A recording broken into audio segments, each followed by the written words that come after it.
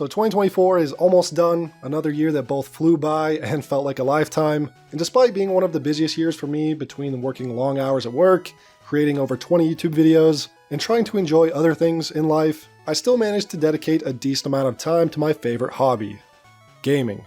In this video I want to highlight the games that I enjoyed the most and sank a ton of time into this year. And most of the games on this list released in 2024, but not all of them. And before we get into my list, be sure to leave your list of games that you played the most this year down in the comments section, and why you enjoyed playing them. So up first is Palworld. Palworld is one of those games that kind of came out of nowhere. Initially I thought 2024 was going to be a slower year for me, as the few games I was looking forward to were coming out much later in the year, but then this game dropped in January and instantly had me hooked. What looked like nothing more than Pokemon with guns ended up being, well, I guess pretty much that, but actually good. It's Pokemon meets open world survival where you capture and enslave pals to build up your factories, fight bosses, and take out bandit camps. It's as wild as it sounds, and that's what makes it so awesome. The game is surprisingly expansive, and there's a lot of freedom in how you can approach it. It has a massive open world with lots of different biomes, which is important to take into account for base building. But what really makes Palworld stand out for me though, and why I dumped so many hours into it, is how well it mixes so many different genres. It's a survival game, it's an RPG, it's a factory sim, and of course, it's a Pokemon clone. All of these genres are blended together so seamlessly that I almost forgot how insane it actually all is. You've got this Elden Ring / Breath of the Wild type of exploration where you can head out and discover ruins and caves, find boss fights and collectibles, or capture pals to complete your Pokedex. Or you can spend hours building your base up the way you want, and then go out and build several other bases to be optimized as factory material farms. The game's fluidity in transitioning between these elements made the gameplay incredibly addictive for me, and it took a while for me to finally get tired of this game because I feel like there was always this new goal to pursue or something new to try out. And the game has had a few major updates since it launched, and I have not tried those yet, but maybe I'll go back to the game in 2025 and give them a try. After moving on from Palworld, clocking 150 hours, my friends and I got the itch to go back to a different survival game from a few years ago, Valheim. There's something about this game that just clicks. It's the perfect mix of survival, exploration, and mythology, wrapped up in a beautiful, brutal package. I played the game briefly when it launched but never got into it too much, but for whatever reason this time it really stuck. Valheim's world is massive, but not just big for the sake of being big. It's big because it feels alive. Every biome feels distinct and unique. You've got the peaceful meadows, the haunting dark forests, the dangerous swamps, and the cold, unforgiving mountains. Gearing up to enter each biome alone feels like gearing up for a boss fight in any other game. Every time you venture into a new one, you're met with a sense of wonder and trepidation. It's a place you want to explore, but also a place that doesn't take it easy on you. The world is harsh, the creatures are tough, and resources are pretty scarce. But that's what makes it so satisfying. You're not surviving the elements, but the world itself, so every small victory feels earned. The pixelated art style is incredible, and the game is gorgeous. There's a sort of dreamy quality to the landscapes. One minute it's sunny, the next it's raining, and then maybe you find yourself freezing your butt off on the top of a mountain trying to get back to your base. It feels real in a way that a lot of other survival games just don't. It's the kind of world you get lost in. It's the journey of Valheim that makes it feel special. From the moment you drop into the game as this Viking warrior stuck in this purgatory afterlife, it's up to you to craft your path. It starts with a simple shelter, but soon you're building sprawling fortresses, setting up farms, and hunting down ancient world-ending creatures. There's a real sense of progression. The crafting system is simple, but deep, and it has that sort of just one more thing type of hook that keeps you coming back for more. You're always upgrading your gear, building better tools, and discovering new ways to survive and take down the next boss. The combat isn't flashy, it's not over the top, but it's tactical. You don't just run into a fight swinging swords like a maniac, you kind of have to actually think and strategize a bit. The satisfaction of landing a perfect parry, of seeing an enemy's health bar drop after a well-aimed shot from your bow, it's what makes the fights feel meaningful. It's about learning the patterns, finding the right gear, and exploring the different strategies for taking on the game's enormous bosses. And every boss fight feels like a milestone, a test of everything you've learned so far. And they're pretty difficult. There's nothing easy about taking down these massive enemies, and that's what makes it so rewarding when you finally do. You've built up to it, you've survived the harsh world, and now you're conquering it. It's the kind of game where you constantly feel like you're getting stronger, but the world is always a little bit ahead of you, just out of reach. It keeps you hungry, it keeps you motivated to push forward. Every time you accomplish one thing, it just opens the door to another. If you haven't played this game, I can't recommend it enough. It's a journey worth taking. Helldivers 2, like Palworld, sort of came out of nowhere and became one of the biggest smash hits in the gaming community. Those first few months of the game were truly something special, and it had everyone hooked, myself included. In a sea of modern-day AAA slop, Helldivers 2 is one of those rare games that's just good old-fashioned, chaotic video game fun at its best. The core of the game is so simple. Shooting aliens and robots, completing basic objectives on a map, collecting materials. It's a very basic co-op shooter idea, but what makes it so damn good is the way it takes those basics and elevates them into one of the most cinematic, intense, and chaotic gameplay experiences out there. They really did a good job at making you feel the desperation and intensity of a war zone. Limited reinforcements, a limited supply of ammo, friendly fire that makes you pay attention to when and where you're firing your gun, throwing an explosive, or using a stratagem. The game is challenging and forgiving, but in the best way possible. It punishes your mistakes, but rewards smart gameplay. And that's what makes it really satisfying overall when you take down a charger or a couple of bile titans, or somehow manage to get yourself out of an extremely sticky situation. It's such a rewarding gameplay loop. And while the game is very simple, it does have several layers of complexity that make you think about your approach to each mission. Like the map variety, which can really affect how you play the game. Things like tremors, firestorms, intense heat, ion storms. The mission type and enemy you're facing will likely determine what type of loadout you want to go in with. Some stratagems, for example, and weapon types are awful against automatons, but great against terminids, and vice versa. But what really made me sink so much time into the game earlier this year is the great co-op moments with my friends. Lots of laughing, raging, and screaming bloody murder while narrowly escaping death and extracting at the last second. These are the moments that kept us coming back for more, and constantly texting each other back and forth about playing the game again.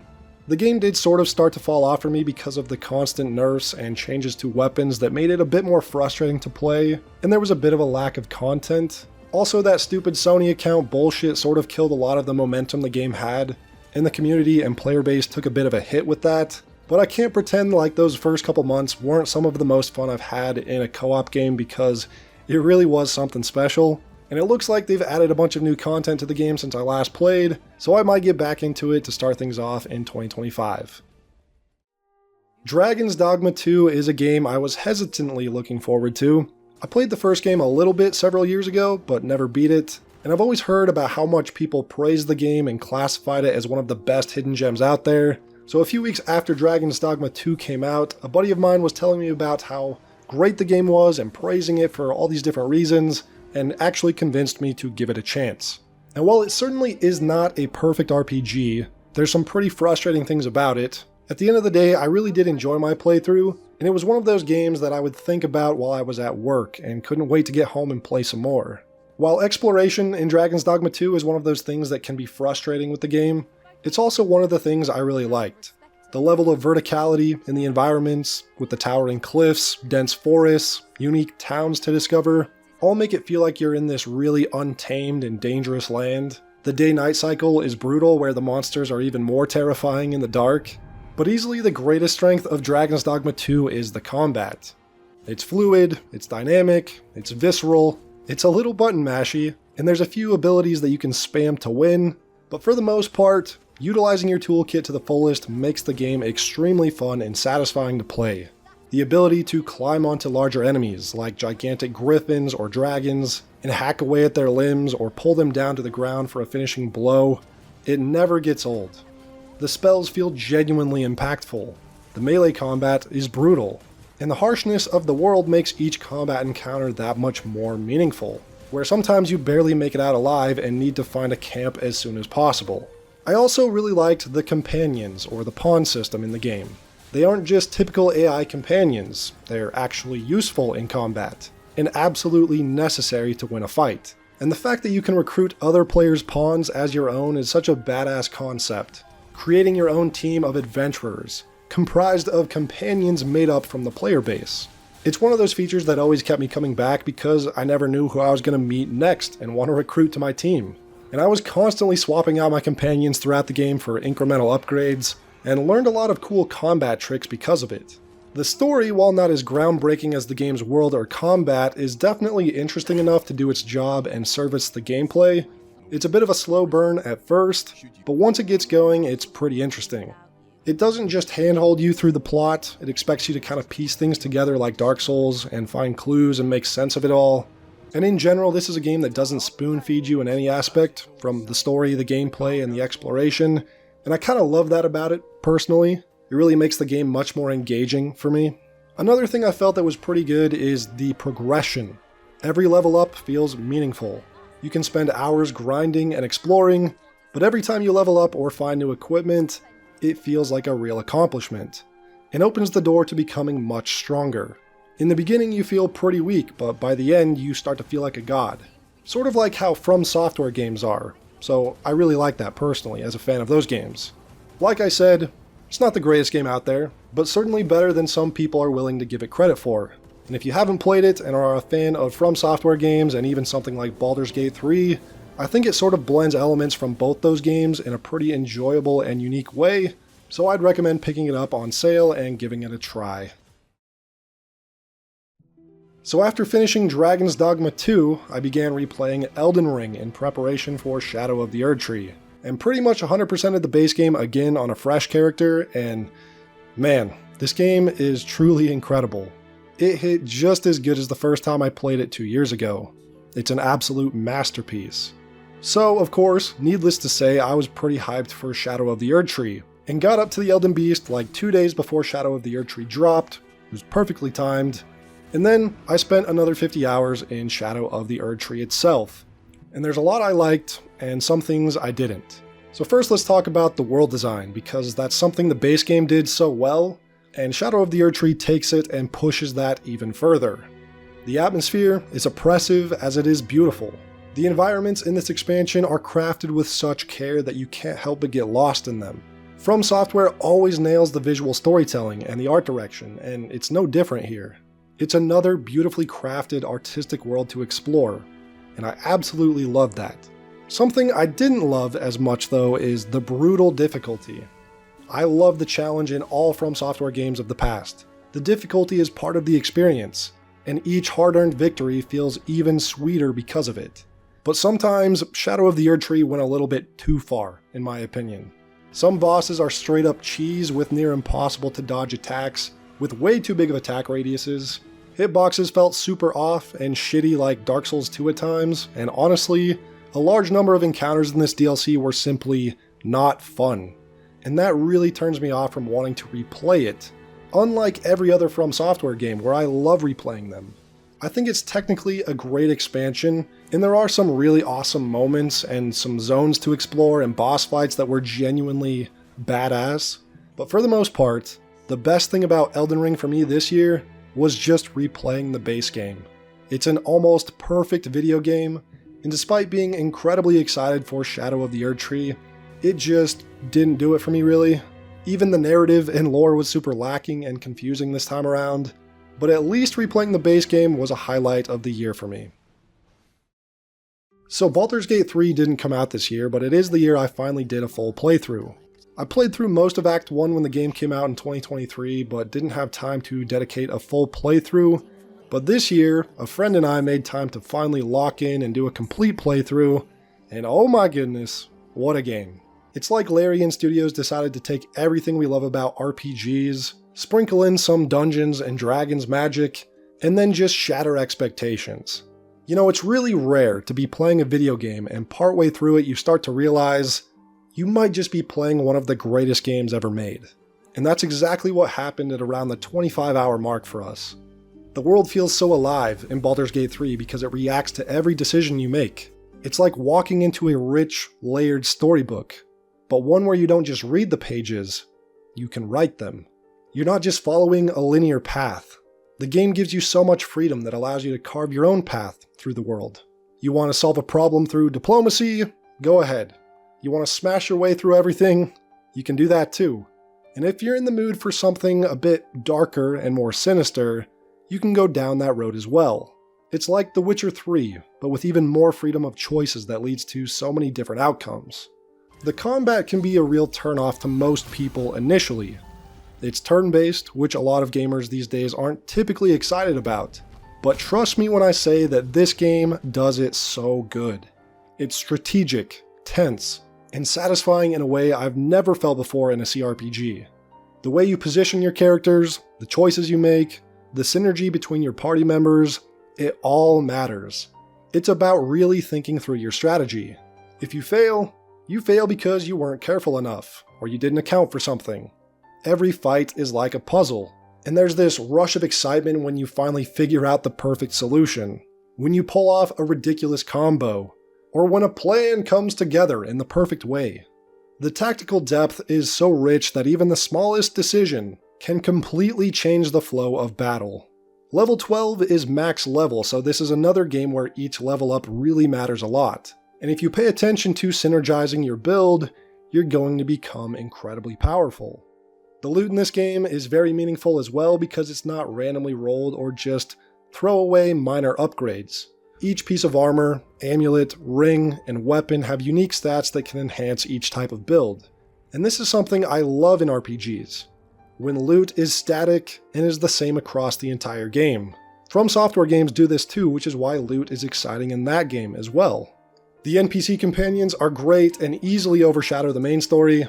They have their own arcs, their own personalities, and their own struggles, and they don't just sit there and cheer you on like cardboard cutouts. They react to your actions. They argue with you, they stand by your side, and sometimes even challenge your morality. And this is where the D&D elements come into play.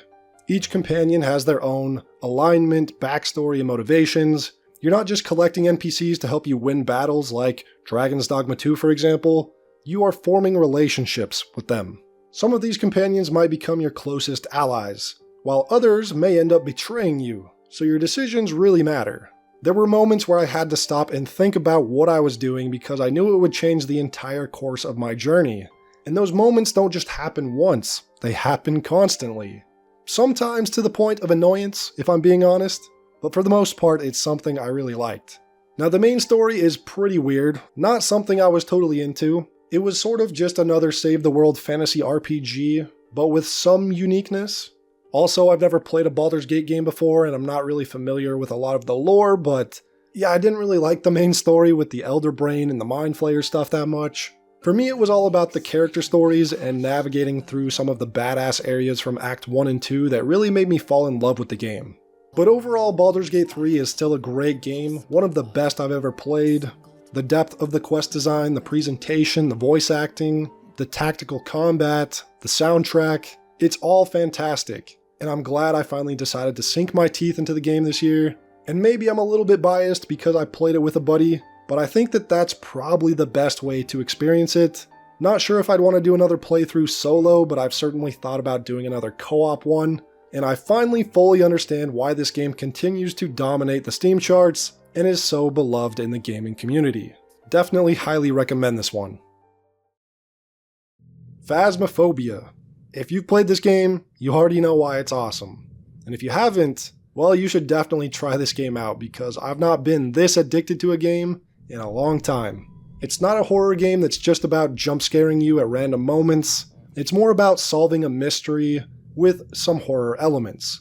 The game doesn't just make you feel like you're in a haunted house, it makes you really believe it. Even 100 hours later, each investigation is still exciting to me because I don't always know what to expect when I actually walk through the front door.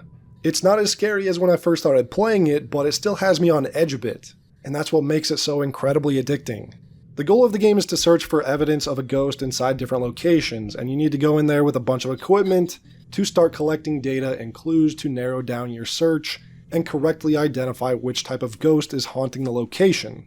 While you're in here, you can complete various side objectives for bonus money and XP, and it's very, very basic gameplay-wise. But like I said, it's not a typical jump scare horror game. Instead, the scary aspect comes from the way it slowly builds tension. The longer you're in the house, the more your sanity drains, which increases the ghost activity and possibly triggers its hunting phase. It's all about this slow burning dread. The flicker of the lights, the chill in the air, the whispers you hear just behind you. It's an atmosphere that builds, and it never lets up. And it's not just the environment, it's the sound design that makes this game so effective. The creaking floorboards, the echo of footsteps, things getting bumped around in the house. The sound design is everything. It gets under your skin and leaves you constantly on edge. You hear things, then nothing, then you hear them again. It's a psychological mind game. Your equipment is how you find all of your clues though. EMF readers, spirit boxes, infrared cameras, thermometers, and UV flashlights.